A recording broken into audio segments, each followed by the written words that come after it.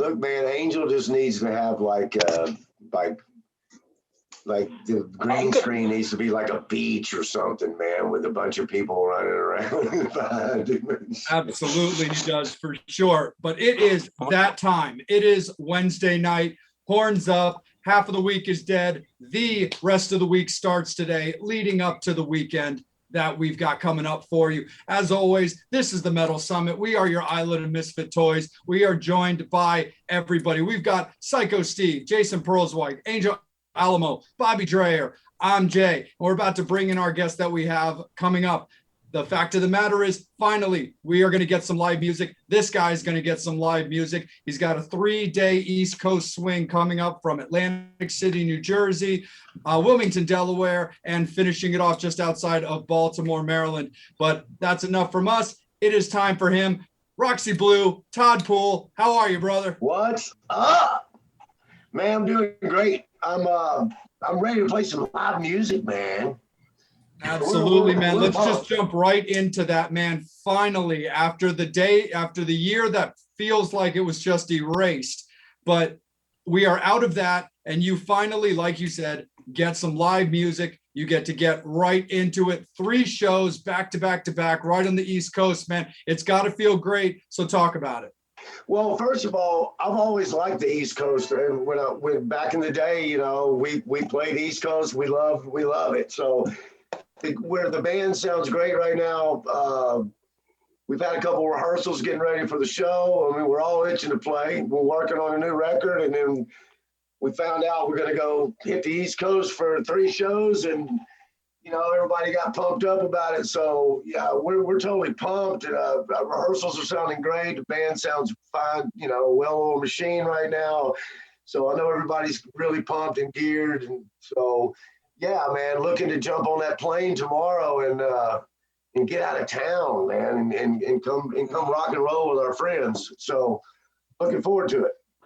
Absolutely, man, 100%. And we're going to be playing like, you know, we're going to do a lot of stuff. So we got a cool intro ready where we play a lot of stuff off the One Sun record. A lot of stuff off the last record off Frontiers. And then we're actually going to play 2 new songs off our new stuff we're doing. We're going to go ahead and play a couple new songs. So looking for a good time, man. Anything's going to happen at a Roxy Blue show. Absolutely, man, for sure. So talk also a little bit about like the music that you're doing right now, because you and I have talked, you know, ever since we got to know each other extensively about, you know, Roxy's current music and the fact that you're just ready to go and keep churning out good stuff. And you guys did have a record that came out relatively recently with Frontiers and everything. So talk a little bit about getting new Roxy Blue music out of there, especially for a band that's coming up on their 30 years when it comes to their first record, which we'll touch a bit on later. But yeah, talk a little bit about your most recent record and what you've got going for current music. Well, we came out, it's been about a year ago. We got signed to Frontiers. We were actually doing we did a rehearsal, doing a show with Brett Michaels. Tortora was on the show, they're friends of ours, and Every Mother's Nightmare was on it. And we got a call from Frontiers while we were rehearsal saying, you know, we just signed Tortora.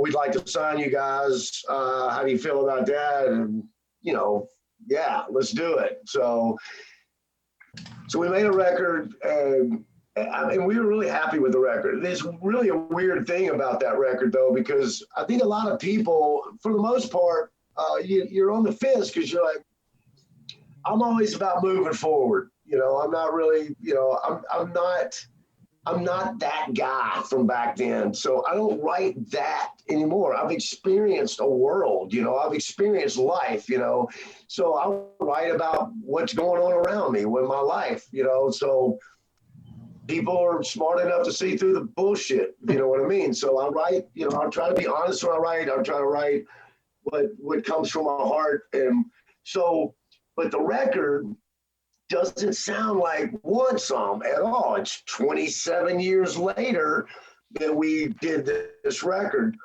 And then, you know, when I was writing the record, which I pretty much wrote pretty much all the records. So I tried to kind of keep a little bit, I mean, I don't ever want to disappoint, but I wasn't looking for this. I guess what I'm trying to say is a one-off. I'm looking to move on. So I want to do a record that it might give everybody a shock, which it did. Some people were like, whoa, man, this doesn't sound anything like Want Some. And then we had a handful of dirtbags that were like, oh, dude, they wanted Want Some too, which that's cool. People were like, man, you going to say anything? I'm like, man, I think everybody's entitled to their own opinion.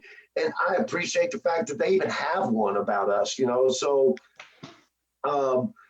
Want Some too was not going to happen, man. I mean, that was that record. I'm real big into trying to make everything I do sound different than the last. So this is the first Roxy record in 27 years. So when we came out with it, got a great response from Frontiers. And then all around the world doing interviews and Zooms and Skype and everything. And just a really good, positive, I love it. It's different, but 99% of the people were really digging on it. And there was about a 1% of some guys that were expecting what it was back then. And, I'm not in a time warp. I just want to move on. And here's the other thing. So we switched guitar players. Sid became a dentist, and I thought I had him back. And dude, he's always been all in or none. So Sid couldn't be the guy that he wanted to be or he needed to be. He couldn't put the time, that he knows that I want, because I'm not a weekend warrior, and this is not a hobby for me, So, and it never was for Sid. So we talked. I almost had him, man, and he was like, he was actually working on my teeth. I was like, well, dude, but he follows us. He loves what we're doing. He loved the last record we did. But we got a guy named Jeff Codron to play with us. And Jeff kind of looks like Zach Wilde meets Greg Allman. But I told Jeff, don't try to be like Sid. Bring your own. I want you to bring you to the table. And so me and Sid had a chemistry. And when we did music, that band with Scotty and Josh and Sid and myself, we made that music. So you start we could, like the band now, we play those songs and they sound really good. But as far as writing goes, when I bring something to the table, everybody brings their own thing to the table, and it's a different vibe, but it's a good vibe. So we go with it when it's good. We don't say, oh, dude, that don't sound like Talk of the Town, or that don't, what I'm saying? So, I like the direction we're moving. Jeff's a really cool guitar player. He's a good guy. We all get along. We just recently, and I'll get back on the record, but we just recently actually parted ways with Scotty T. It just got to be a little bit of a hassle of just making things work and getting in touch. And, it was just too much that I wanted to deal with, man. I've got other shit to deal with, and I just didn't want to deal with it anymore. So we parted ways, and Jimmy has been playing with me for a while. And, like I said before, he did our record. He recorded our record, and he and I, he helped me produce it, and our last one. So that record, so he's with the band now. So we're strong and everything's great. But that record we did for Frontiers, the first one, man, actually, I really dig that record. It's got a lot of heavy, what I consider heavy in a different way than what Roxy was, more of a Van Halen type sound on the first Want Some. And this one was a little bit, I don't know, man. It had a little bit more grind to it. I had a band called 714, and I know I probably brought a little bit of that into that because that's what I'm doing now, But I was really happy with that record, and that record came kind of easy for me. I was in a zone. I get in these zones, man, and I was just writing, and it was like one's down, and then I'm, writing another one. I write in my truck, man, in my Tahoe, man. That's where I write most of all my songs because nobody can mess with me. I'm just in it. I get in my zone. I write my stuff, and I record it on my phone, and then I go home and get my guitar and pick it out. So that record, and it did pretty good. I mean, it did good enough to where we got vinyl. They said, "Hey, man, you got to reach certain before you can get vinyl and all that."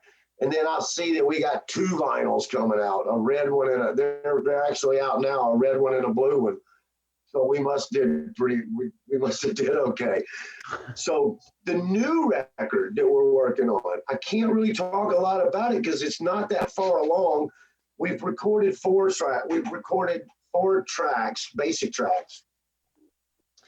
So we're going to play 2 of them at the show. There's one I wish we were playing. Is a song called Something More, which I think is one of the best songs I've ever written myself. We're not bringing it to this one because we've already got a few ballads, and we're not going to over ballad these shows. We really want to come stomp, if you know what I mean. So, yeah, absolutely. We'll give everybody a breather a couple of times. We're doing like Love on Me. Times are changing off the old stuff, and then we're doing Blinders. We're doing a couple new things, so we got a couple new songs we're doing. And somebody told us at rehearsal the other night, nobody's ever heard it. They just happened to be in there, a friend of ours, and they're like, man, that sounds like Soundgarden, the riff. I'm like, okay, I'm okay with that. Right. As long as you didn't say it sounded like Justin Bieber, I'm cool.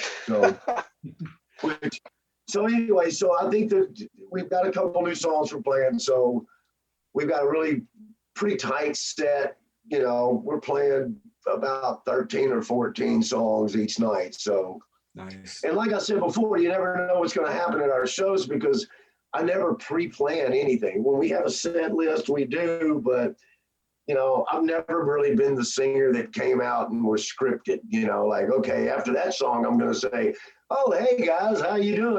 It just never happens that way.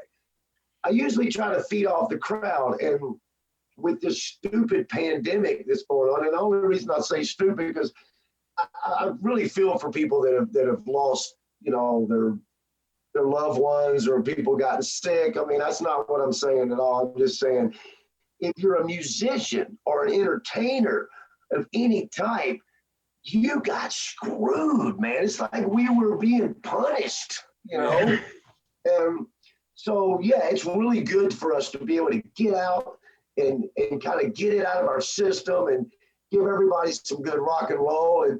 And Roxy Blue has always been about a good time. So that's what I want people to do at these shows. And what I meant with the pandemic is that I know that a lot of the clubs and stuff are, not full capacity, and some people are still weary about getting out, and so we got to start somewhere. So somebody's got to kick it off. And I've seen I talked to Anthony and my buddy Anthony from Tora the other day. We're going to do an acoustic show in July together, and he was complimenting me on us being able to get out and play these gigs. And so I think everybody's kind of itching to get out, and everybody's kind of picking and choosing. In our case, we're not picking and choosing, man. We told Brad, here's the green light, dude. We want to play. And I said, he goes, we're working on a record. I'm like, dude, we'll work on the record in between gigs. Let's play music because it's got to start, man. If not, I don't want to sit around another year or whatever it is and go, dude, I'll write 2 more records before we do that. So I just want to play live. And I think people need it. I think people need that live. There's so many people that love live music and they feel like it's been stolen from them and it's been taken away. Like somebody's wanting to control you. You're not allowed to have fun anymore.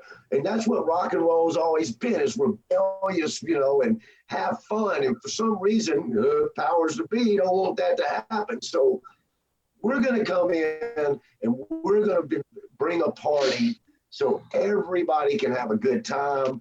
And that's all we want. We want people to come there and be able to leave that show, get in their cars in Atlantic City after we play, drive to Delaware and see us again, and then go, you know what I'm saying? I want everybody to have fun. See you in Maryland. 100%, brother. And this, absolutely, Maryland's going to rock. The hosts of this show, it's completely unanimous. Everybody is missing live music on this show, dude. So we're super duper stoked for that. Yes. Before I kick it up to Psycho Steve, because that's where I'm going to take it next, just as a small follow-up, Todd, when you were talking about the last record, just to clarify for any fans that were unsure, did Jeff play the guitar on that last album, or was it still Sid? No, well, actually, so Jeff played, no, Sid's completely out. So Jeff played guitar and played some monumental guitar on Blinders. The lead on Blinders is probably one of the closest things to old Roxy that, you know, I think is a beautiful. And, you know, I always have ideas. Like, I always have an idea. I play a lot of guitar on it myself, and I have a lot of ideas that I go, hey, this is my idea. But I think it's important to let people get it out of their system. So Jeff has a lot to bring. Everybody in the band has a lot to bring, man. So, and it makes them more excited about the record, and it makes it a better record. And I think it makes it more of a unity, and they depend on me to write the core of the song, and that's okay. You know, and I play a lot of stuff on that. I played the piano on that record. I played, but here's the interesting enough. So Rockstar Junkie and Silver Lining, my buddy Wayne Sweeney from Saliva, you know, because I started Saliva. I was the original guy. I started that band. I was the original drummer. And I'm a co-writer on 5 of their songs, but I was in a lawsuit for 7 years because they didn't give me credit. So I won it. But we're still buddies. But I beat Island Def Jam because I stayed on it and I won my money. So, but Wayne Sweeney played on those 2 songs. He actually co-wrote, he had a little bit to write with those songs with me. So I just gave him credit on them because we kind of sat down and he came up with a riff or I hummed something and we just worked on them. So he actually plays the main riff on Rockstar Junkie and Silver Lining. And Silver Lining was actually called something else. It was called Take the Wheel. And then Scotty called me up and went, dude, I love the song, but, you know, he lives like near Nashville. He's like, you know, that's kind of a religious statement in Nashville because of Carrie Underwood. Oh. And I'm like, oh, yeah, okay. So I just happened to be driving home from the studio and I was going to listen to it to see, and I punched the wrong thing. And it was just the music, no lyrics, no me singing. And I wrote another song to it, and it became Silver Lining. I called Jimmy up and said, dude, I'm coming back to the studio in 2 days. I'll have the lyrics written. I'm re-recording it. So that's how Silver Lining came about. And so, everybody that's in the band right now, Jimmy didn't play.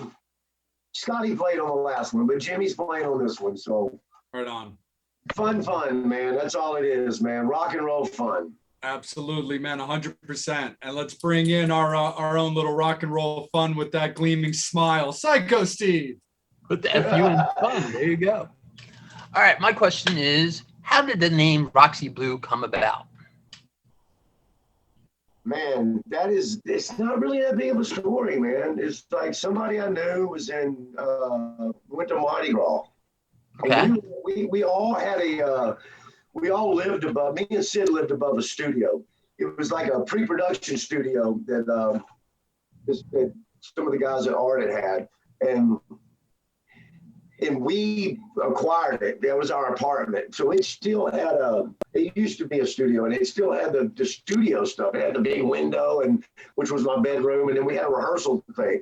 So we were all up there one time, and our friend came back, and they said, we were just trying to shoot with names, man. And I don't know, somebody came up with Roxy something, and then they said Roxy Red. And they were talking about how they were in New Orleans or something, and everybody was getting crazy, and they said Roxy Red, and I just said Roxy Blue. Dude, that's how stupid that story is. But when I said Roxy Blue, it stuck. I don't know if it just rolled off the tongue or whether everybody was tired of trying to figure out a name, but it stuck, and she did. And we'll leave it at that. No. Okay. Right on, man. No, absolutely. That's what it Jason, is. let's bring you in a little bit earlier today, my good dude. Jason Proswag, let's kick it to you, man. Hey, so Todd, I was gonna mention this before, but you mentioned Saliva. I know that you were one of the original members of that band, and something that I just kind of put two and two together. You know Marilyn Manson? Are you familiar with his work? Marilyn Manson? Marilyn Manson? Yeah, I'm familiar with his work. Many years ago, he did a tour, and when he came around to New Jersey, there was a rumor that he was going to commit suicide on stage during a Halloween night show. And I don't know if anyone has ever heard of that. Maybe Steve or Angel, but it was actually coincidentally the night that, or the day, or whatever, that you and Saliva played your first show. I just Really? happened to stumble upon that. Figured I'd share it with you in case Dude, that is like some. were interesting. Dude, I did not know that at all. Yeah, That's, it was the same night. You digging in there, aren't you?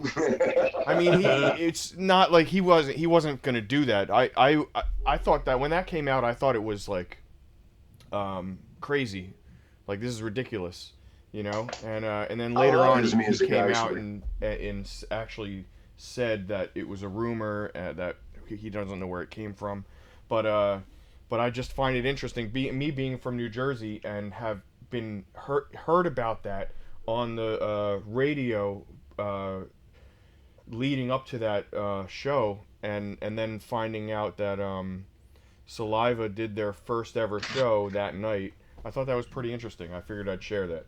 Very interesting. And hey, man, I loved playing. I was playing drums, and I started that band ground up, and I mean, I loved playing in that band, and just some weird stuff it's a novel to what happened. So, they actually, Bob Marlette, they was doing their stuff. Actually, he and Wayne called me one night and asked me if there was any way I could come down there, and any way they could talk Josie into it.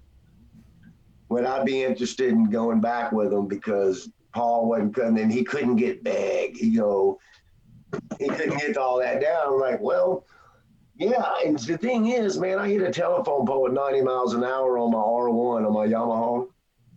So I was still recovering from it. So my cast was off. I'm like, yeah, man, I'll come down there.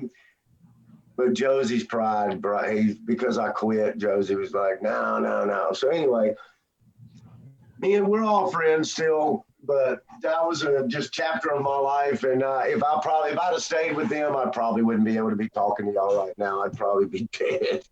So, well, we got crazy. So then Wayne's the only original member left in that band. So, but yeah, man, What's up? A lot of stuff. That's very interesting what you said, though. Yeah, I figured. Now, is this the lamp? Whose lamp is that I'm looking at? Steve will be right back. Yeah. No, for sure, man. Absolutely. Bobby, let's bring you right in, man.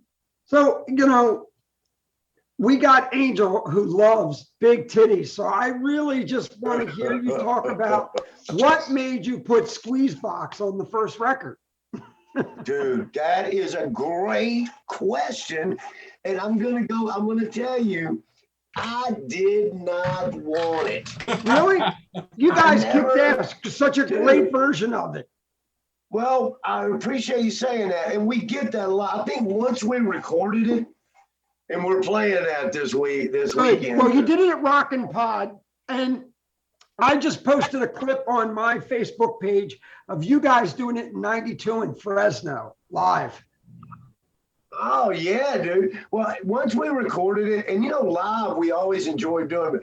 My cousin, Ronnie Knight, was actually the first drummer in this band when we first started back in the early days, and he's the one who brought it up. So we started playing it live, and we put our own twist to it. And then Tom Zutot from Geffen, he heard it when he came and saw us, and he was like, "Dude, I love the version y'all do. We need to tweak it." So when Mike Klink got a hold of it, he was like, "Dude, we got to make this killer. Y'all got the meat and potatoes. What you got?" So I think it turned out to be a whole different type song than what the Of Who course, did. you guys gave it such a kick in the ass. It was that really cool flair, being from the East Coast and reminiscence of Danger Danger, everybody who was coming up, Steve Brown and that, but your riff on that kicks ass. Well, we do what pretty much, thank you for saying that. And we do it pretty much like that now. And we rock out a lot to it at the end. So you will hear that this weekend.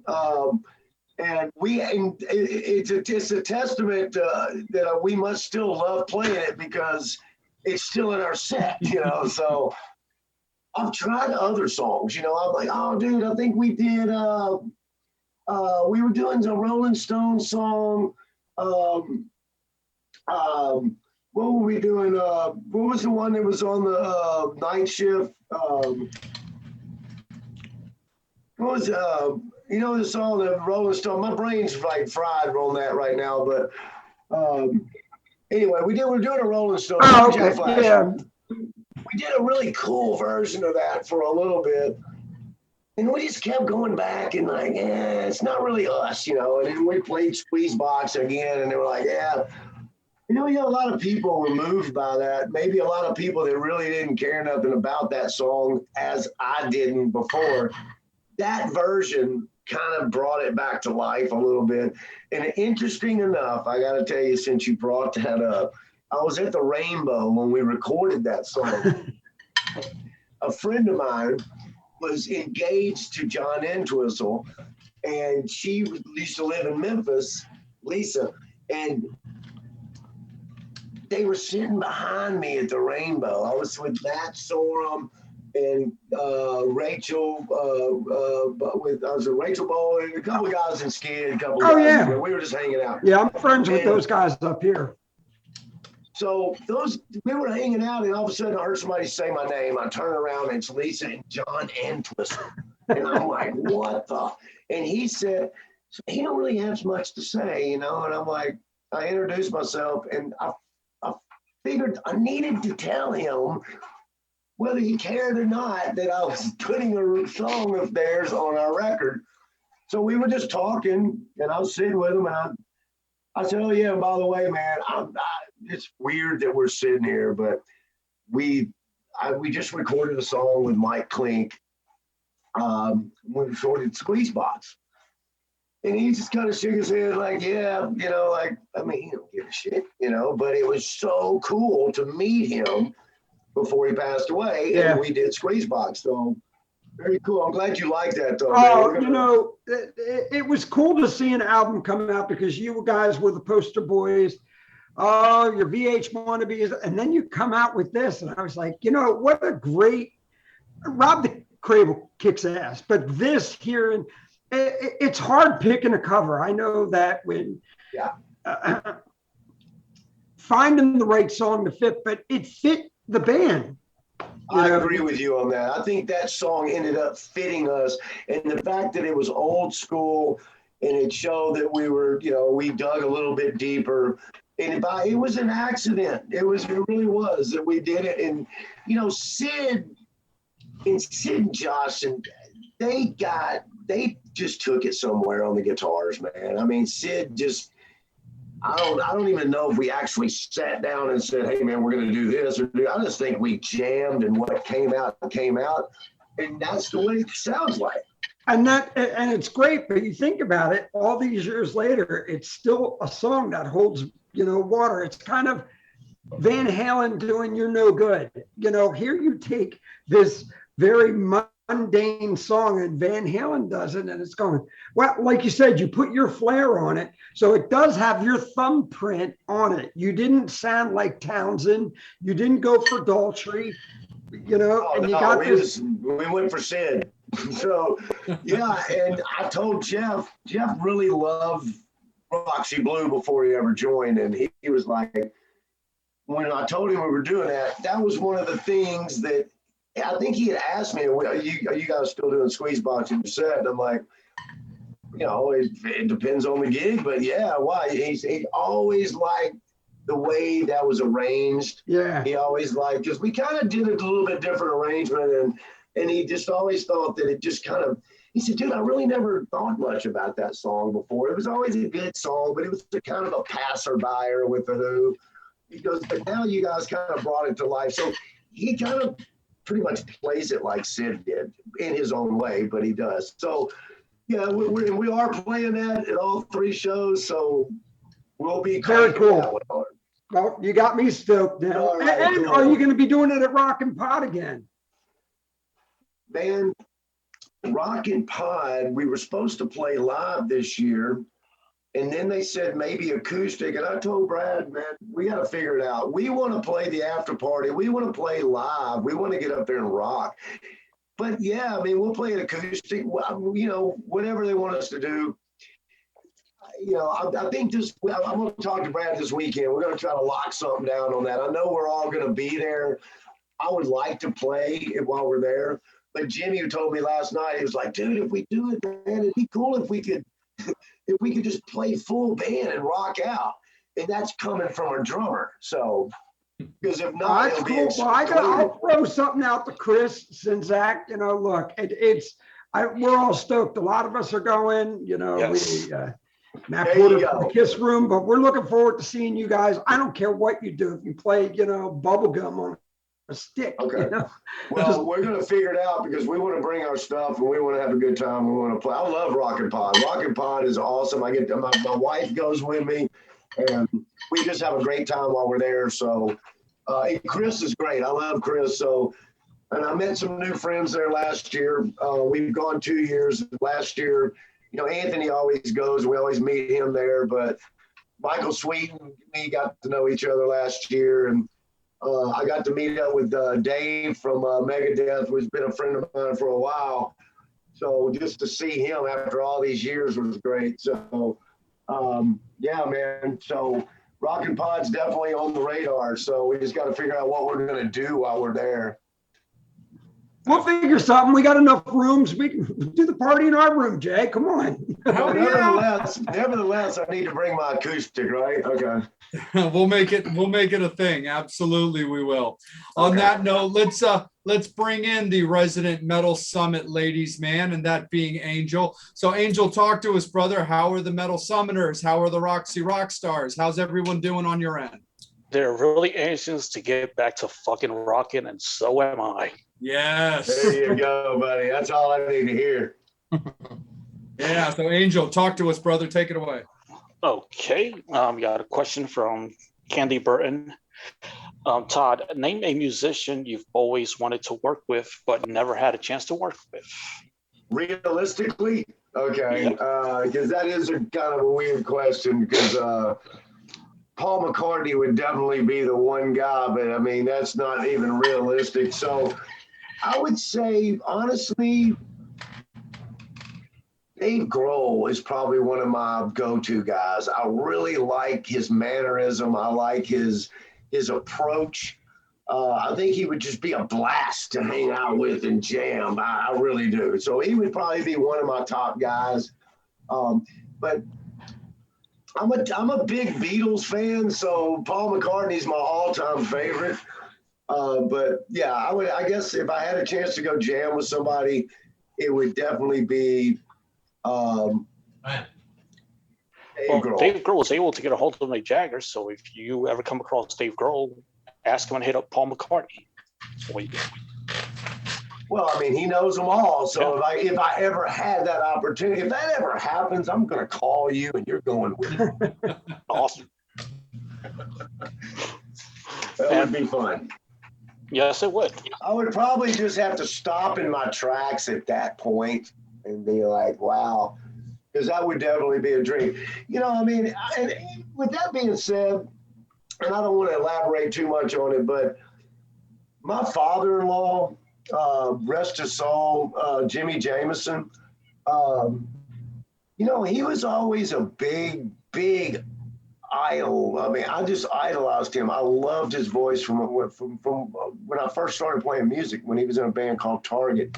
And, you know, I got to know him, and then he sang on the Want Some record when he was in California doing the Baywatch stuff, and just never knew his daughter. And then I ended up marrying Amy and dating Amy and then marrying Amy. And then Jimmy and I were just super close. And God, what a talent, man. I mean, dude, I mean, I hope I didn't take it for granted, but, I always said to myself, that was one musician I wanted to jam with.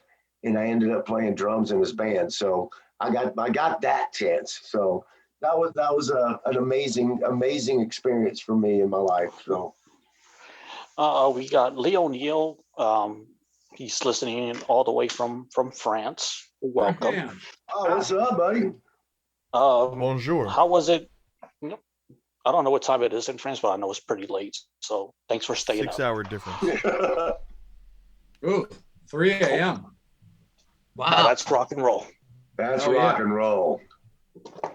So he wants to know, how was it working with Mike Klink? Great question. I mean, awesome. I mean, Mike was the greatest. Not only was he, when we first started with Mike, he was still finishing up on Use Your Illusion 1 and 2. So he was going back and forth. But to actually work with Mike, it was just unbelievable. It was fun.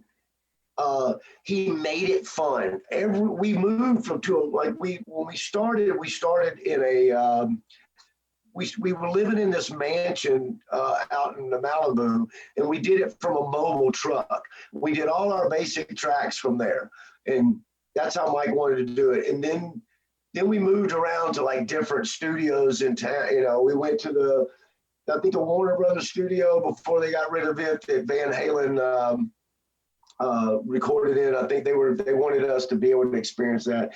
We recorded at Steve Vai's house, and Mike was so much fun though. He always made sure there was a ping pong table brought to the studio, so we'd end up having ping pong tournaments. But this guy, they probably want to know how, as far as a producer goes, I think his personality, he was so likable. You wanted to give everything you had to this guy. So he brought the best out in us. And he didn't just take it. I mean, if he thought you could do better, he'd say, yeah, that was pretty good, do it again. And I mean, a lot of guys are like that, but you wanted to. So yeah, Mike was a great experience in my life, and I'm glad to call him my friend. Cool. Lee also had another question. Critics have often accused Roxy Blue of sounding like Van Halen. Do you think it's a bit overused to put the guitar solo before Rob the Cradle, which sounds quite a bit like a Eruption? Well, honestly, I don't have anything to do with that, but we've heard that a million times. So I'm not going to be the guy to sit here and go, I'm tired of hearing or whatever, because, whatever. We were influenced by Van Halen. We were influenced by a lot of bands. So I think that our A&R guy, Tom Zutaut, I think that's what he saw in us when he saw us live.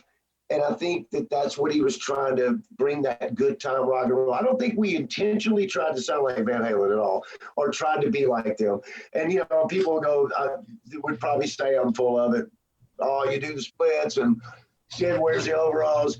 And yeah, just like every band, we took influences. And as far as the solo goes, I don't think that that was actually meant to be where it was. It was actually something Sid did one day in the studio, and Mike liked it. So what they did with it is they added it to the record. It wasn't something that actually, I think Sid was warming up or he was doing some. He did a lot of that in the studio when everybody wasn't around. And I think Mike just recorded all of it and had to plug in. And there's more than that. Not just that one. There's other ones too of people doing all kind of stuff. So I think if I were to listen to that today, and if I were to walk in, I might say, yeah, you know, it does kind of sound like that, and I'm all about kind of being more original now. But I mean, there could be worse bands to be compared to. So I'm gonna just go with that. That's my answer. And my question is, before you do a show, do you have any rituals, anything that you do to get you pumped up for a show, whether it's doing warm-up vocals or listening to music? It's changed over the years. Back in the day with the Roxy, the one song on the bus was a shot of Cuervo, which thanks to Janie Lane for getting me into that. But shot of Cuervo, and believe it or not, I would crank up Slave to the Grind on full blast before we hit the stage. And it just made me ready to rock. Those were usually my rituals on a daily basis when we were on tour. And when I say Slave to the Grind, the whole record. So just whatever, it just got me going on that record. I was really into that record at the time as far as like a pre-show pump me up kind of thing. These days, man, I enjoy silence, believe it or not. I guess I've gotten older. I enjoy silence because I know that it seems to let me focus more. So I kind of like to be I'll disappear or be by myself before I go on, just to make sure that I'm focused on what I'm getting ready to do and that my mind is in the right spot.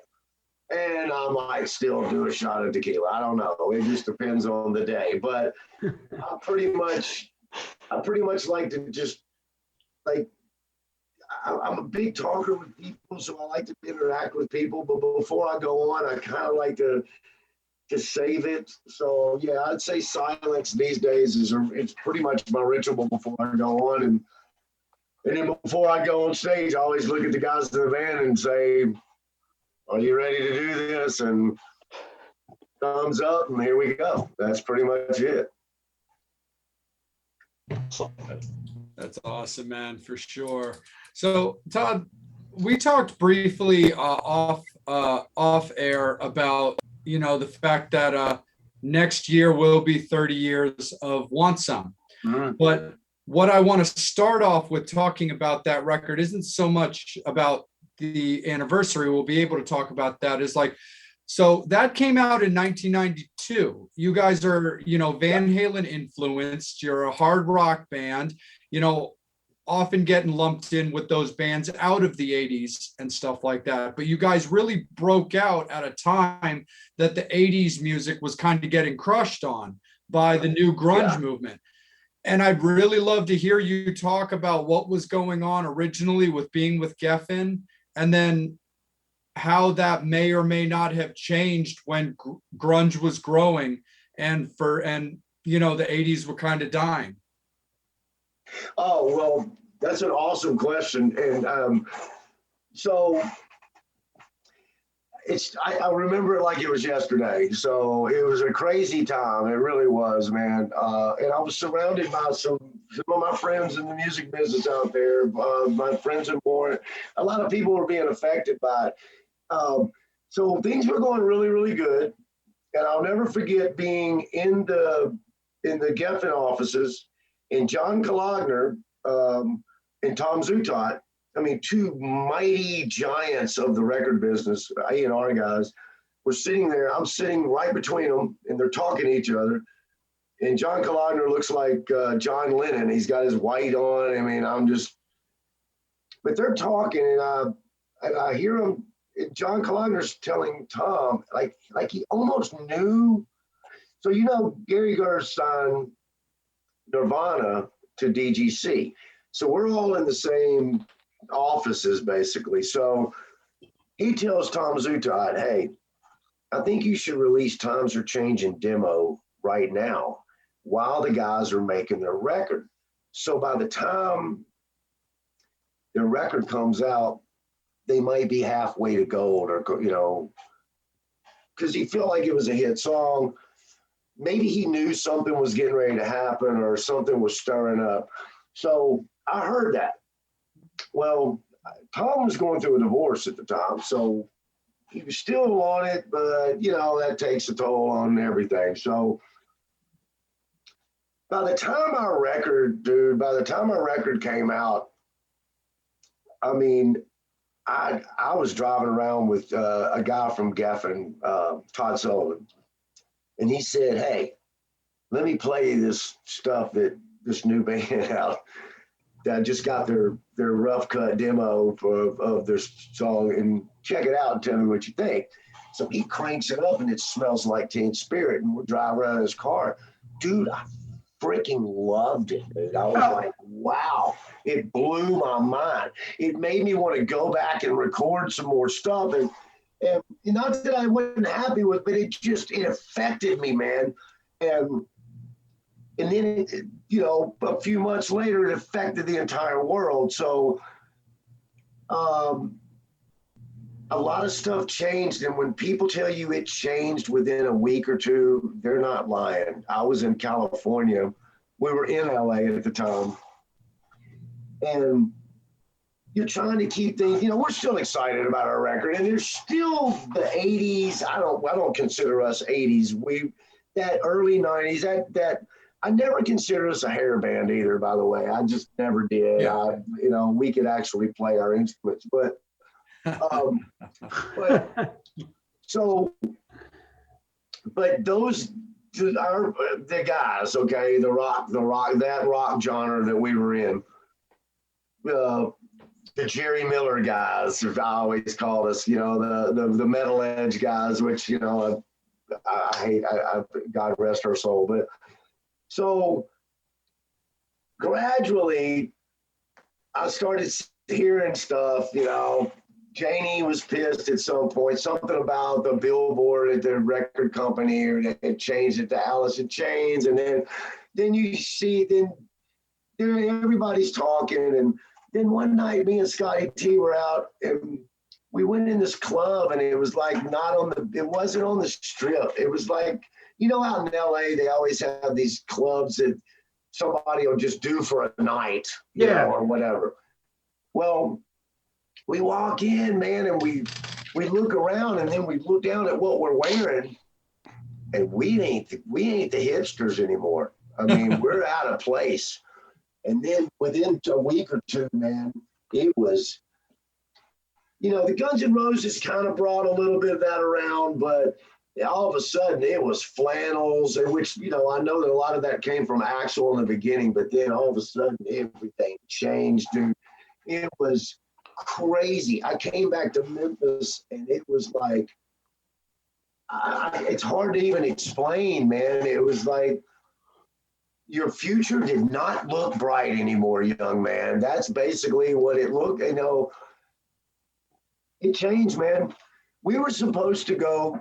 Tommy Lee announced at the Troubadour that we were going to go out. In fact, I talked to John Corabi about last 4th of July. I talked to him in Nashville about this. they announced that we were going to go on tour with them. And that's what Doug Thaler was holding out for. Because I kept wondering why we weren't doing the thing with Warrant, blah, blah, blah. You know, I got something big. So they announced it. And then they dropped the ball and said, there's no way, dude. Bands like that suffered. And, you know, if you're an arena band like that and you're suffering, I mean, bands like us didn't have a chance. So it was a downer, man. I don't blame Seattle for that. A lot of people, there's a lot of haters out there saying, oh, man, I don't like, man, I love that music, man. And I don't think that they came out trying to ruin everybody. Half of those people listened to glam rock. I mean, they did. They were all rock and rollers. They just lived in a town that had no sunshine. So they did. They lived in it. They were all in basements and they were all in the dark and it's always raining. Broken homes, and you know, they wrote what they knew. And dude, I think the world needed it because it started getting a little bit jaded. There was a lot of copycats. I know we might have been called a little bit of that. I thought we were a little bit step ahead of that, but there were a lot of things that, and I don't like to down any bands. I like anybody that plays music, but it just got hard to distinguish one guy from the next. So I think it was time for that. I do. I really think that, I don't think anybody planned it. I just think it was in the stars and it happened. And man, I think it had to happen for music to evolve. Now, with that being said, what music has evolved into now, I have no comment whatsoever. Because I just don't understand it. Why can you play classic music, what I call classic rock and roll, or heavy rock and roll, anything that has a guitar cranked up and drums slamming, screaming, rocking? How can you play that on the radio? Yet they won't. It's not being pushed to be sold. That's insane. I mean, all the stations around here pretty much are rocking out. But yeah, it's not the hit thing to do. But I am seeing a resurgence. I'm starting to see where people are going, hey man, I'm digging this. I'm digging this. So maybe people are waking up. I don't know. I'm not going to change. I'm going to be who I am, and I'm going to rock, and I'm going to have a good time. I mean, it's too late in the ball game for me to try to be somebody else. I'm going to be me. For sure, brother. Yeah. And just to clarify, like, I didn't mean it as like, you know, Roxy Blue being like a hair band, because that's definitely not the case whatsoever. I just meant it in one of those cases where you had bands like Roxy Blue, Tora, and Trickster that kind of got nudged a little bit into that category, but you guys really were your own standalone rock bands that were more early 90s, but that just kind of got shoved into that category. That category was closer. And look, and I'm not trying to pump up my friends stuff. You know, I'll be honest with you, you know, and this is just, I'm from where we're from down here. We all take up for each other. We're all buddies. You know, we don't talk bad about each other or nothing. You know, I think Tora that's, to me, they were one of the greatest bands around, man. And they just didn't, they missed the boat. They almost got there, and they got to scratch it a little bit. My buddy Rick Rule, Every Mother's Nightmare. Yeah. They call Roxy Every Mother's Nightmare, and Tora the three-headed monster down south. So absolutely. And then that would be a great tour. Do what? That would be a great tour. Yes. Man, I know. I wish somebody could make that happen, but come on, Brad, come on, man. I know. I think I'll text him right now. And I will say this. So I will say that I am glad to see it makes my heart happy to see. In the last year, I saw, you know, before the pandemic, you started seeing it happen. And then hopefully now, you know, seeing all the bands from back in the day and stuff starting to get out and play these festivals, and people showing up, and you know, it should be a testament to how popular that music still is, because all the festival stuff, they pack them out. People want to hear it, you know. So I don't know. I just think that it makes me happy to see all the bands coming out and playing again, and not just throwing in the hat because they feel like it's over. So it's cool. I know Mark Torn and the guys in Bullet Boys, they're out really jamming that out again, and it's just a lot of bands out there. I ran into my buddy from Wildside. Of course, I wish they were doing something, but Drew, I don't think they're doing anything right now. So. Yeah, I haven't heard much in the way of Drew and Wildside, but that would definitely be super duper cool. I do. That would. I mean, I saw him in Nashville, Rockin' Pod last year, and I think I'll hopefully see him again this year. And he's. I was like, man, wouldn't that just be? I know Brent's out there doing the thing with Sebastian, but wouldn't that be cool if we could just 30 years later make that happen? Where Wildside and Roxy go out and do it again. I mean, that would be cool. That'd be super duper cool for sure.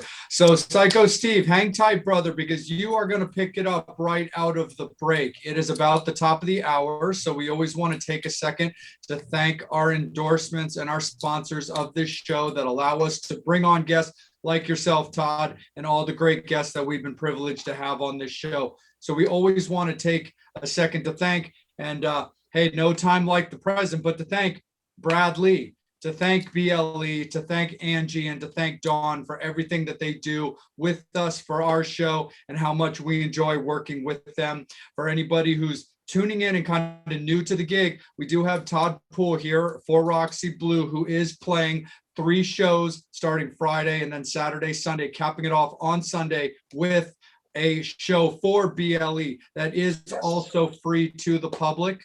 Go to BLERocks.com to get your tickets for that show, complimentary tickets, as well as tickets, a ticket you can print out that will also get you a discount on BLE merch. So that's very, very cool as well. But just to make sure that it is clear, the Friday and Saturday shows are at other venues, and those do have their own separate ticket prices for attending those shows. Just want to make sure that that's clear for all those shows. We want everybody to be able to go to all 3 of those shows. Todd would love to see everybody at all 3 of those shows. So, but just check out the various ticket windows when it comes to each venue to get the proper information. We also want to thank Saren Cadaver from Twisted Vines Horror Decor. Me and Todd were talking off the air about horror movies, but she's incredibly talented. She makes homemade Ouija boards, wall decor, caskets, voodoo dolls, all kinds of really, really cool stuff. So Saren, I really appreciate you. We all do very, very much for you being involved with us. We want to thank TMS alumni Mark and Janet from Rockin' Horror Apparel. Thank you so much for everything you guys do. rockinhorror.com, custom clothes, all kinds of cool stuff. They're absolutely fantastic, and we really appreciate them. We also want to thank, which I thought this was really funny when you said it, our own dentist sponsor, and David Rosenfeld, for everything that he does with us. Todd, you will also be playing with him. He also is the guitar player for Tonal Crush. Oh, cool. Right. Who's going to be playing on your on one of your shows? I believe he's playing the Atlantic City. Atlantic City. Yep. So that's going to be really awesome. So David, thank you so much. Absolutely. And last but definitely not least, we want to thank John and Bubby's Beanery out of New Jersey as well. Bubby'sBeanery.com. Real quick for David Rosenfeld, that's also njsmile.com for his associates as well. But yes, John and Bubby's Beanery, thank you so much. We appreciate you guys being involved. Anybody who wants to be involved with us, hit up any member of the summit. We have different tiers that you can be involved in. We definitely want to work with you, help grow you as we continue to grow ourselves. So we really appreciate it. Fans, don't move. Stay right where you're at. We're going to take about a 1 minute or so break. We're going to run a quick commercial, and then we'll be right back with Todd Poole and more Roxy Blue.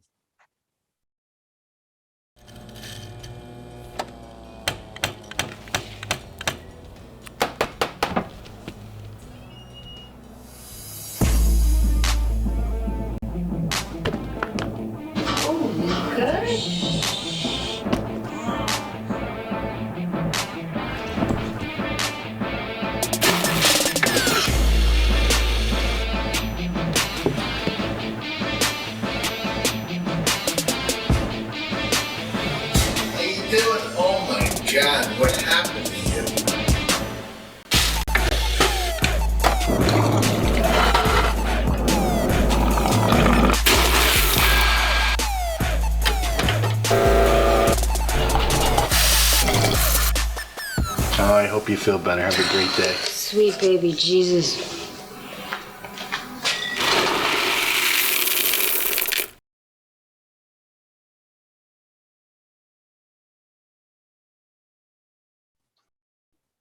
Is that better? Yeah. Awesome. Thank you so much for staying with us. And again, thank you so much to all of our sponsors and everybody being involved with the Metal Summit. We are right back live and ready to rock with Todd Poole of Roxy Blue. Psycho Steve, let's kick it right up to you, man. It is all you all day. Okay, so I have a silly question. Since Roxy Blue did take a little hiatus, I guess you could say, because you weren't in the forefront like you were back in the early 90s. And you mentioned yourselves, you mentioned Tora, Jay mentioned Trickster. There's also Firehouse, Slaughter. They all came in the early 90s, mid 90s and everything. But then you did the Saliva thing. But in between the Saliva thing, the Roxy Blue, what have you been doing? As far as did you have an actual other profession besides a musician? Actually, I do. Okay. I had a band called 714, but as far as I always tell people, to get something in life, it's not hard to do. To keep something is harder. So if you want to buy something, go buy it. But if you're going to keep it, you got to work. So I have my own business now. I do custom marble and tile. Awesome. So I work my ass off, dude. So yeah, that's what I do for a living. I've been doing it for 15 years. Nice. I used to not do countertops and stuff. I did countertops for 4 years. I used to be a fabricator for granite. I used to fabricate granite tops. And then I went back, and after that, I started my own business in tile and marble. So I just finished a humongous house. I did all of it by myself, no help, no nothing. And it wore me out, but I got more money not having to pay somebody. But probably won't do that again. Probably will get some help. But yeah, that's what I do for a living. And then I'm trying to do go out and do a lot of acoustic stuff. Me and Anthony from Tora, we go out and do a storyteller type thing where we just get on stage, and we've done it a numerous times. So I'll play a song and then he'll play a song, and then we'll, maybe play a couple songs each and then talk about the good old days, man, or whatever anybody wants to hear. And it's fun because it makes it really interesting for the people out there. And it's not so much just you play a song and then you play a song, and it's a little more interactive and more personal with the people, and it just, all the gigs we've done like that have just turned out great. And we're getting ready to go play in July. I think it's July. At the end of July, we're going to go right outside of Chicago and do it. And that's what they requested. They requested that we play our storyteller thing. So nice. And so I make money doing that, and man, I got royalties coming in from a lot of different things. They used to be really big, and they're not so big anymore. So we're with F&A Records out of Nashville. They just do our demos. We released a lot of demos and made 3 records. One's a live record, and I thought it was a great idea at first, and it still is. I listen to some of the stuff now. Some of the things I wish I wouldn't have released, but I sound like I'm 12 on a couple of things. But it's all in fun, and it's good collector for people that are really into the band. So F&A's been really cool to us. So we enjoy being with the F&A. And of course, Saliva. And then I have a band called 714 that I had for a while that got it did a lot better than I thought. They're a really cool band. And Jimmy, who plays drums with me now, played in that band. And then, of course, the old Roxy stuff I get. And then I had a little band that I managed called Under the Radar. that, and I'm answering what your question, Steve, about the money I made or what I did beside that. But I managed a band, and these kids were like 11 and 12 when I first started, but they were phenomenal, dude. I made them rock stars. I wrote their songs for them. They were great players, and they're like 16 now and 17. So I worked with them for a while, and I got them to open up. They played the Ryman Auditorium and got a standing ovation. I've gotten them to open up for so many bands, man, that were big time. And in the band, then 2 of them went to college. So there you go, split, gone. So, but I get royalties off that stuff because I wrote all their music. So, yeah, but the main answer to your question is yes, Todd Poole has a day gig. And it's not a 9 to 5. It's not a 9 to 5. I own my own business now, so freedom is there. But you know as well as I do, if you're running your own business, is that you get out of what you put into it. So if you want a lot, you got to put a lot into it. So it's basically 24/7 instead of 9 to 5. There you go. There you go. I don't do 9 to 5. I do 24/7. Absolutely, man. 100%. Well, Jason, stay with it, brother. It's all you. So,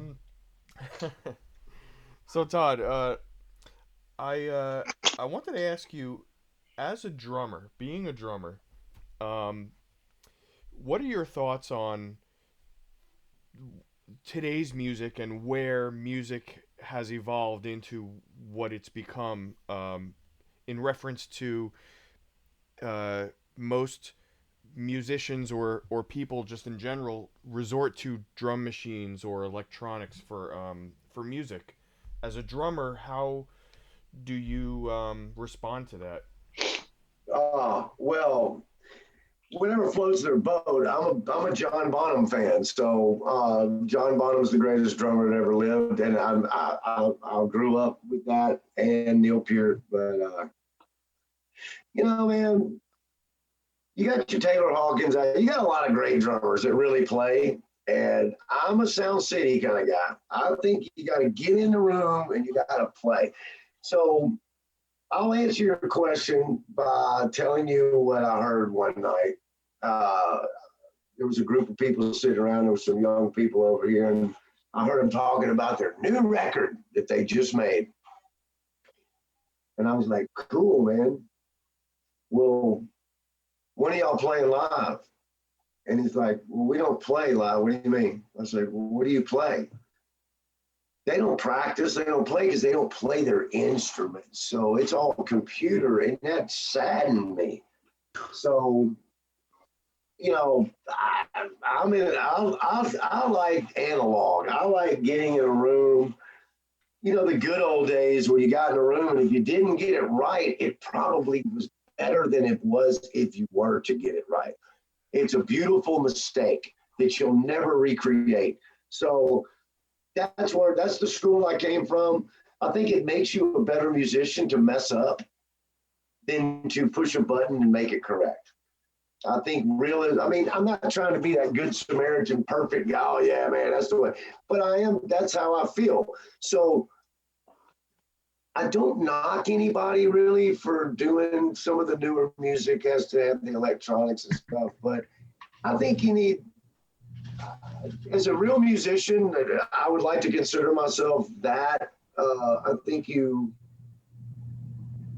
got to get back to the meat and potatoes, man. You got to play music, man. You got to play music. That's what music's all about, is the interaction with another musician. That's what it's all about to me. That's where it all began. I mean, you got to imagine the guys back in the old days that recorded on a 4-track or an 8-track or whatever. They got it right, dude, the first time, or they had to go back and do it again. So it wasn't about, oh yeah, well that's okay, we'll fix that with auto-tune, you know. So unfortunately, you got to keep up with the Joneses, and what it is today is I think that the world moves so fast that everybody has to try to get it done as fast as they can get it done, man, so they can get it out. So keep up with the Joneses, and sometimes that doesn't always come out to be for the best product. So the answer to your question is a drum thing is, are you asking too about samples? Because I think sometimes that can be cool to use a trigger or whatever, but I'm all about playing the instrument. So if that can answer your question, play your instrument. That's my answer. Okay. All right. Cool. I get it. If I'm speaking to the young kids out there today, learn to play your instrument. I agree. What if your computer shuts down, dude? Yeah. What'd you say? No, very, very, very, very true, man. Definitely. I And think let's I'm talking to all real musicians here. I think everybody here is into real music, so that's everybody on the show plays. We've got a bass player, a drummer, 2 guitar players, and a hype man in Psycho Steve. I play kazoo. I know you do. I just but I love you as like, what's up? Triangle. I know. You can triangle it up, dude, but I love you as our Flavor Flav. Right on. Like, look, man, people don't know this, but you know the egg is one of my favorite instruments, man. Oh, hell yeah. You know? I want to learn how to play xylophone so I can play the parts of. That's a dangerous, very dangerous instrument, man. I think that'd be Because, pretty. you know, if you learn how to play the xylophone, so here's the deal: if you learn how to play the xylophone, the next thing you know, you're going to want to do the double stick thing, the double thing. Yeah, you're going to have to do the doubles because one's going to be like, oh yeah, but if you do the doubles, you get the harmonics. That's what you really want, and I love that. But that's a crazy instrument, though. Yeah, when you play the I'm still working xylophone, on the guitar, dude. I gotta keep working on the guitar. The xylophone, though, that's the music of the skeletons, baby. That's like the noise that like skeleton bones would make. Man. But think about, is there any song, metal or rock, besides Toto's Africa that has xylophone in it? All right, Zappa, I know he had a couple tunes with Zappa liked to tweak with that stuff. Oh yeah. God, you know what, man? You got me there because I wouldn't have no clue. I would have to say I don't know. I have no clue. I would say there's no love for xylophone, so that's why we got to bring it back. Well, there's probably just no room in the van for it when they go to the gigs. But your next album, you can being played in school bands. Look, really seriously, now think about it for a second. What's the guy playing the xylophone? What's he going to dress? I mean, how's he going to dress? What's he going? How's he going? I mean, what are you going to live? What are you wearing tonight? As long as it's not like surf trunks and like a tank top, I think we'll be all good. And you know the thing about the xylophone player, he's always going to want a freaking solo, dude. You know, so. It's gonna go from lead singer disease to xylophone disease or some shit like that. Oh yeah, lead xylophone. Lead xylophone. What is that? What does that become? LXD or something like that? Yeah, that's it. LX. Yeah, there you go. Bobby Dreyer, get in here and save us, brother. So, 714, it could be either one or two things, but I know it's not the area code for Anaheim, so it's got to be the lemon. Lord. What made you pick using 714? Well, I mean, it was a feel good. That's all it is. It was just, it numbed you out and made you feel good and it took you to another place. We all remember lemons. I know I found myself in people's front yard with it went in still in my car a few times. So, yeah, man, that's basically what that is. And it's also Sergeant Friday's badge number on Drag. Yeah, and it's Anaheim's, area code for, right down there. Yeah, and it's also on my clock every day when I look at it for some reason. So now that we've talked about it, you're going to find yourself seeing 714 a lot. So getting back to Tom Zudo. So in the dirt, Pete Davidson did it. He played Tom in the movie, Motley Crue's thing, the whole deal there. Wasn't real accurate, was it? Yeah, I mean, but that, look, the dirt was the dirt, but you lived through a lot of what that was. You guys, you guys I weren't saw choir some of boys. it. I saw some of it, and I talked to him a lot about it. But I mean, I don't know. What's your question? I'm really going to say, because the 80s ended, did it kind of die down after that? Was the heyday over? When you were with Tom and that, or? Oh, man, it did, man. It just. So, all right. So here's exactly. So it died out for everybody else. We had another record we were supposed to do, and Doug Taylor, our manager, said, "Look, man," and our lawyer told us the same thing too. He's like, "Look, it's going to be a right. They're not going to push the record, but by contract, they were giving us another record. But everybody knew that no matter if it was the greatest record known to mankind, we were not the flavor of the month. We weren't. It was a done deal. So it was just a pacify, basically.